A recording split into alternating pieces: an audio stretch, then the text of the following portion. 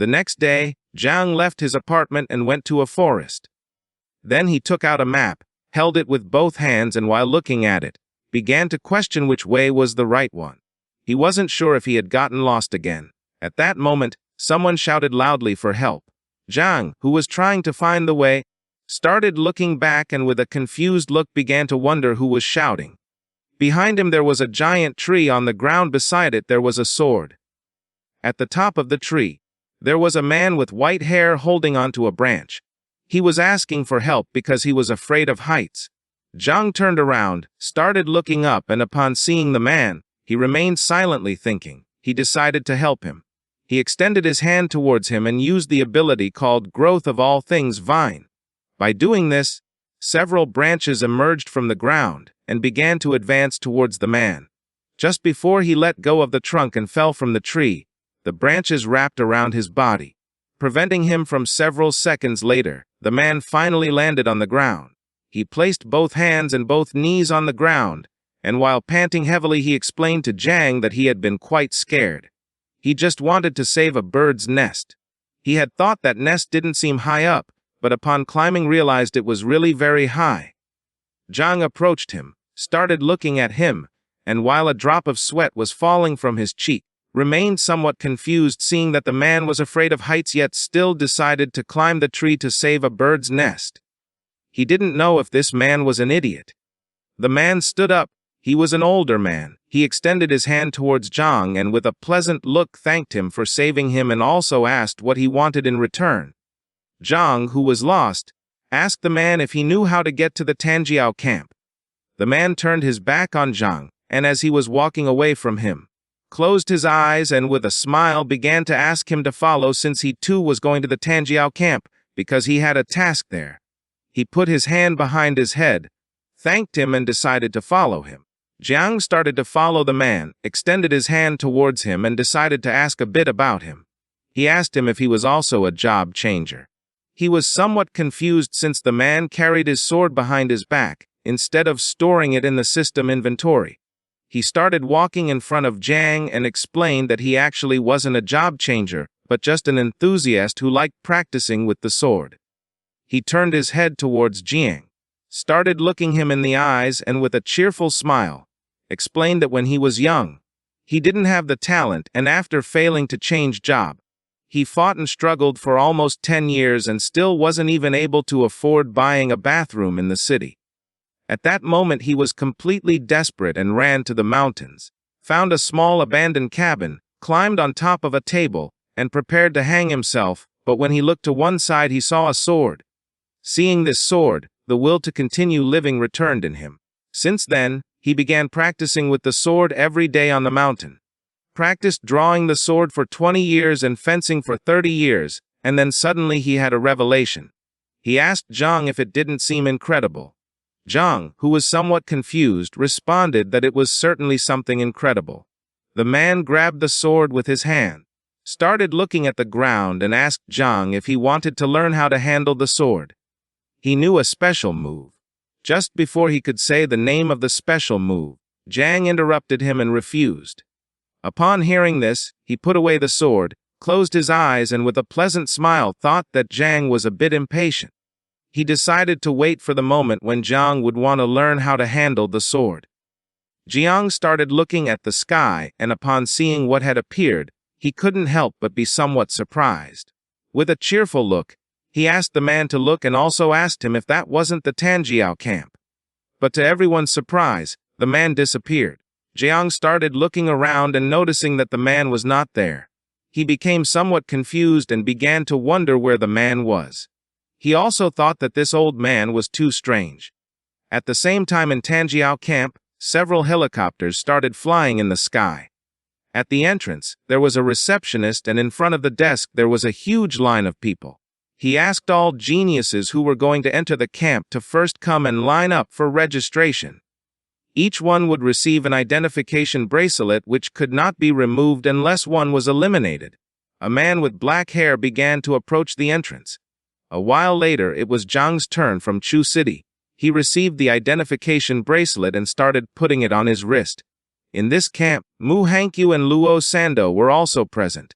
They brought their hands to their chests, started looking at Jiang with a loving gaze, and couldn't help but start blushing upon seeing that he had also come to the camp.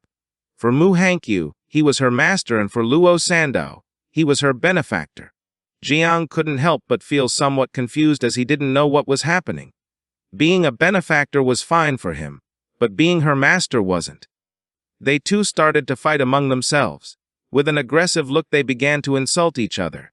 Luo Sando did not know why Mu Hankyu was calling Jiang love. She had advised her many times to read fewer romance novels so that she would not fantasize senselessly like men. Mu Hankyu responded that she was right. Now she really knew what true love was. According to her, Luo Sando was nothing. While the two of them were fighting, little Nine manifested herself. She took out a piece of watermelon, closed her eyes, and while she was eating it, explained to Jiang that she was enjoying watching the two of them fight. Jiang remained silent as this information was overwhelming for him. Luo Sando began pointing at her with her finger and asked why she was so close to Jiang without any reason. Mu Hankyu approached him, grabbed his arm, started mocking Luo Sando, and asked her to stop being so narcissistic since she wasn't following him. According to her, Jiang had the final say. Jiang did not say a single word. Upon seeing this, Luo Sando began to point at her with her finger, and with a mocking smile told her that she had said this a long time ago, and now it had come true. Mu Hankyu started touching the tips of her fingers. She began to look at the ground and explained to her that Jiang was very handsome. Luo Sando approached her, put a hand on her shoulder, closed her eyes, and while laughing asked her if they were good friends again now. Mu Hankyu started to look at her and explained that she felt they were now both better friends and rivals in love. They could only be considered friend-enemies. Seeing this, Jiang began to sweat and thought that girls were very strange. At that moment, a loud bang was heard not far from them. Everyone started looking towards the direction of the bang and saw a curtain of smoke. As the curtain of smoke was disappearing, Jiang began to wonder what was happening. Luo Sando started to look a little more closely and realized that someone was fighting. The same man we saw at the entrance of the camp appeared. He started rolling up his sleeves, clenched his teeth tightly, and with an aggressive look, began to ask who was fighting. Not everyone had entered the camp yet, and someone was already fighting. He didn't know if this person was looking for death. Jiang, who was behind him, started staring at him intently and realized that he was the patrol instructor. He didn't know if the instructors had third-level strength. The instructor approached the place of the fight, but someone gave him a strong punch in the stomach, causing his body to be thrown backward. Seeing this, Jiang couldn't help but stay in shock. The instructor's body was thrown backward and fell to the ground. He put his hand on his chest, opened his mouth, and while bleeding, gave the order to the others to notify the superiors, as this was getting out of hand. Luo Sando was left speechless upon seeing that a third-level master had been thrown into the air in a second. With a surprised look, she began to wonder who had hit the instructor. With a serious look, Mu Hankyu revealed to her that they were the standouts from Jiangnin's war zone. A woman with red eyes, who was wearing assassin clothes, appeared. She put her hand on her hip, started staring at the instructor, and remained silent. Her name was Tang Ying. She was an assassin. Her strength was extremely terrifying. She was the youngest assassin of Tianjilu. It was said that recently she had assassinated a great level 4 master in secure country. Another man who had red hair appeared, his body surrounded by powerful energy. He began to look at him and couldn't help but start smiling. His name was Bai Feng, and he was known as the Little God of Death. He was a disciple of the chief commander of the East Sea Defense Line. He was the brightest and most promising seed in the military district but had psychological problems. He tended to lose control easily and turn into a demon. Another blue-haired man appeared. He extended the sword into the sky, began to stare at Jiang, and started to smile. His name was Zhao Baiheng. His grandfather was one of the 7 guardians of Great Xia. He had the profession of Blue Lotus Immortal Swordsman, comparable to a divine-level profession. Luo Sando began to look at Zhao Baiheng with a terrified gaze and told Jiang that she knew this damn dog. The epic sword he had in his hand had been stolen from her house. Jiang began to look at him with a calm gaze, and upon seeing that he was Zhao Baiheng, There was no longer any doubt in him that he was a prodigy since his strength far surpassed that of Zhao Yunwu. The people did not know who was being attacked by the three together. In the middle of them there was a shirtless man with orange hair. He stood up, adopted an offensive stance and prepared to attack. While the smoke curtain was disappearing, he clenched his fist tightly and decided it was time to counterattack. With a murderous look, he clenched his fist tightly and, using all his strength, gave a strong punch to the ground, breaking it into pieces. He was an invincible descendant. His name was Zhang Wuxiang. It was said that he had 3 professions and all were unique and hidden. He was strangely strong since the 3 together could not defeat him. Lu Hengqiu and Luo Sando started to look at Wuxiang with a surprised gaze.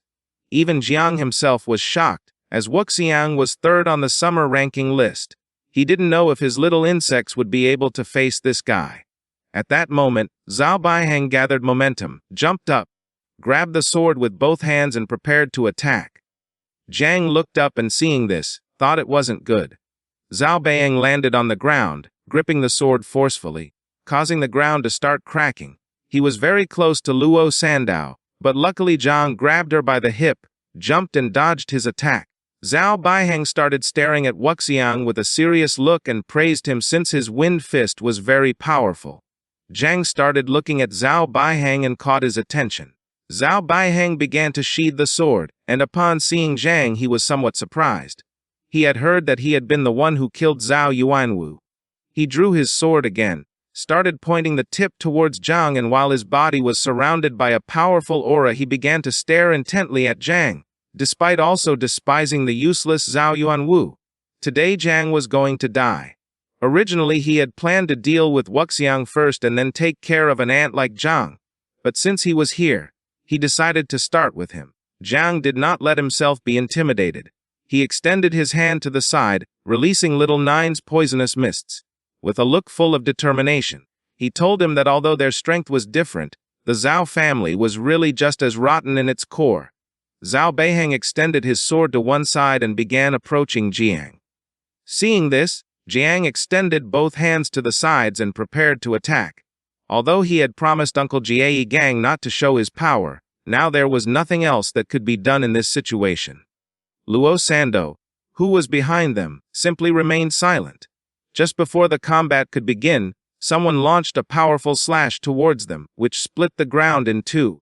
This person ordered everyone to step aside as the Grand Instructor known as the King of the Celestial Sword had arrived. Seeing this, both Jiang and Zhao Baiheng deactivated their powers. He began to look in the direction of the attack, and couldn't help but start wondering who the King of the Celestial Sword was. This instructor was the same person that Zhang had saved from the tree. He extended the sword towards them and with a serious look, explained that if anyone dared to cause trouble before the camp started, they would have to face his sword. Jiang began to look at the instructor and couldn't help but be shocked and start sweating. He couldn't believe that the strange old man he had encountered on the road was the chief called King of the Celestial Sword. With just one movement of his sword energy, he had made the 4 great geniuses tremble until they were immobile. He didn't know if his small insects had also been destroyed by his sword's shockwave. This is the end of the video. If you guys want to see the next part,